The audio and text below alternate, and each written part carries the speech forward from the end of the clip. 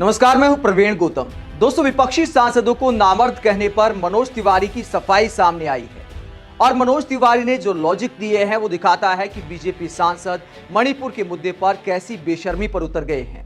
मनोज तिवारी ने सफाई देते हुए क्या कहा, जरा सुनिए। ये बयान मैं आपको सुनाता हूं।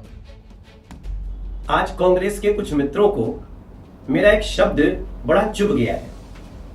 उन्होंने लिखा है कि मनोज तिवारी ने सांसद होते हुए हमारे लिए नामर्द शब्द का प्रयोग किया। मैंने जरूर कहा है, कुछ लोगों को नामर्द कहा है, लेकिन सारे लोगों को नहीं कहा, सारे कांग्रेसियों को नहीं कहा, सारे आम आदमी पार्टी को नहीं कहा, सारे टीएमसी को नहीं कहा। जो लोग आज दिन में सवेरे संसद में वो जो बेटियों के अपमान पे बोल रहे थे, उनमें शामिल उन लोगों के लिए कहा जो मणिपुर की बेटियों के अपमान के बलात्कार के खिलाफ तो बात कर रहे थे, लेकिन राजस्थान की बेटियों के खिलाफ बलात्कार की बात नहीं कर रहे थे, करना ही नहीं चाहते थे। मैं चाहता था वो करें। हम भी बैठे थे धरने पे। हम मणिपुर की बेटियों के साथ जो हुआ उसके खिलाफ भी बात कर रहे हैं, राजस्थान की बेटी के साथ जो बलात्कार हुआ उस पर भी बात कर रहे हैं, झारखंड, छत्तीसगढ़, वेस्ट बंगाल, जहां भी इस देश की किसी बेटी के साथ कुछ हुआ तो हम उसके खिलाफ खड़े हैं, उस पर चर्चा भी चाहते हैं संसद में और उस पर हम बात भी करना चाहते हैं। लेकिन जो मित्र आज सुबह इकट्ठे थे वो कहते नहीं, हमें राजस्थान पे और झारखंड पे, छत्तीसगढ़ पे, वेस्ट बंगाल पे नहीं बात करनी, हमें सिर्फ मणिपुर की बेटियों के खिलाफ हुआ उसी पे बात करनी। अब मैं आप सबके सामने बोलना चाहता हूं, अगर किसी प्रदेश का मंत्री ये कहता है कि हमारा राजस्थान रेप में नंबर 1 है, हम क्या करें, ये मर्दों का प्रदेश है, अब उसमें क्या कर सकते हैं। और रेप के मामले में हम नंबर 1 पे हैं, इसमें कोई दो राय नहीं। अब ये रेप के मामले में क्यों है, कहीं ना कहीं गलती है तो साला तो वैसे भी ये राजस्थान में मर्दों का प्रदेश रहा है, अब उसका क्या करें, ये है। और उसके पीछे कई लोग ठहाके लगा के हंसते हैं क्योंकि ये बयान विधानसभा में दिया जाता है। तब मुझे लगता है कि ये राजस्थान को बदनाम करने वाले लोग ये जो स्टेटमेंट दे रहे हैं और जो इनके पीछे हंस रहे हैं वो मर्द नहीं हो सकते, वो नामर्द ही हैं। मेरी परिभाषा में ऐसे लोग जो ऐसे बयानों को छुपाना चाहते हैं, ऐसी बातों को दबाना चाहते हैं, वो भी मर्द नहीं है, नामर्द है। इसलिए मैंने जो कहा है बड़ी सोच समझ के कहा, मैं बड़ा सोच समझ के बोलता हूं। जो बलात्कारियों को कहते हैं ये मर्द है, उन पे बात नहीं करने वालों को मैंने नामर्द कहा है और बार बार कहूंगा।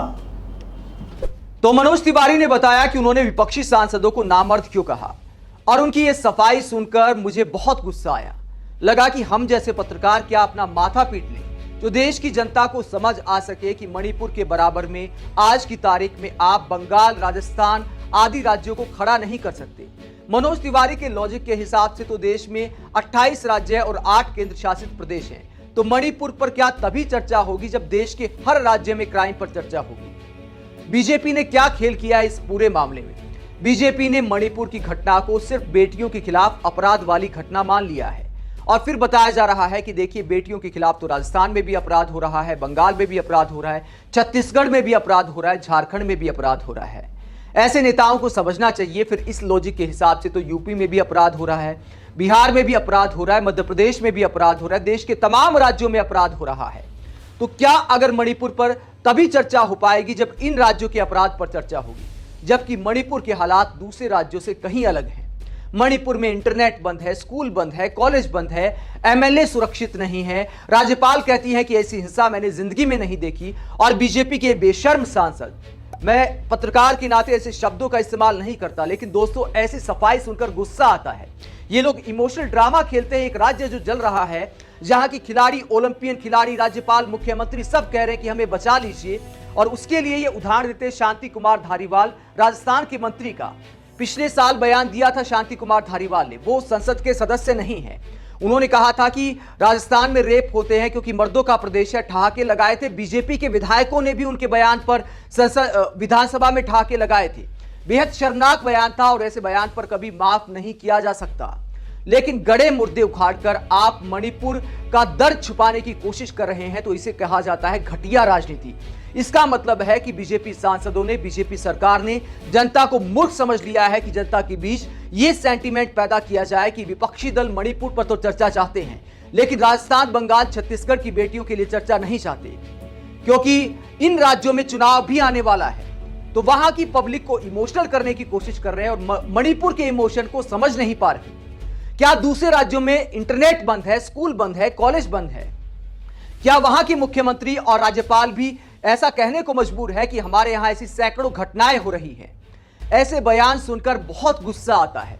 लगता है कि अपना सर दीवार पर मार लें। सत्ता के जो सांसद हैं, मंत्री हैं, एक दीवार की तरह हो रहे हैं और उनको समझाना क्या दीवार पर सर मारने जैसा हो गया है कि ऐसे लोगों को कुछ समझ नहीं आ रहा और शुद्ध तौर पर सत्ताधारी सांसद इस मामले में राजनीति कर रहे हैं। आप मनोज तिवारी के ऐसे घटिया बयान और ऐसे घटिया लॉजिक को लेकर क्या सोचते हैं? एक बात और कही मनोज तिवारी ने कि मैं सोच समझ कर बोलता हूं। कल इन्होंने जो नामर्द वाला बयान दिया उसमें कहा कि राहुल गांधी कहां है। अगर सोच समझ कर बोलते तो पता होता कि राहुल गांधी को संसद से डिस्क्वालीफाई कर दिया गया है। राहुल गांधी संसद में नहीं आ सकते और मनोज तिवारी कहते हैं कि राहुल गांधी कहां है। ये लोग अपना जो एक्टिंग वाला करियर था, जो फूहड़ गाने इन्होंने गाए, वो ओवर एक्टिंग करते हुए जनता को इमोशनल करने की कोशिश कर रहे हैं और मणिपुर के मुद्दे से ध्यान भटकाया जा रहा है। दोस्तों, विपक्षी सांसद चाहते हैं कि नियम 267 के तहत सारा काम रोकर पूरे दिन सिर्फ मणिपुर पर चर्चा हो। अगर आज के दिन मणिपुर पर इस नियम के तहत चर्चा नहीं होती तो इस नियम को फिर लोकसभा की नियमावली से खत्म कर देना चाहिए, क्योंकि अगर कोई राज्य ऐसे हालात में है तो वो असाधारण हालात हैं। अगर किसी राज्य में असाधारण हालात हैं, वहां तमाम रिपोर्टर्स की आपने कवरेज देखी होगी, वो बता रहे इधर से गोली आ रही है, उधर से गोली आ रही है, तो उसके बावजूद अगर नियम 267 के तहत संसद में चर्चा नहीं हो सकती तो इस नियम को क्या खत्म नहीं कर देना चाहिए? फिर इस नियम के होने ना होने के क्या मायने हैं? कुल मिलाकर बीजेपी सांसद और बीजेपी के मंत्री स्मृति ईरानी का बयान भी आपने सुना होगा। महिला बाल विकास मंत्री के नाते, देश की मंत्री होने के नाते बेहद शर्मनाक है।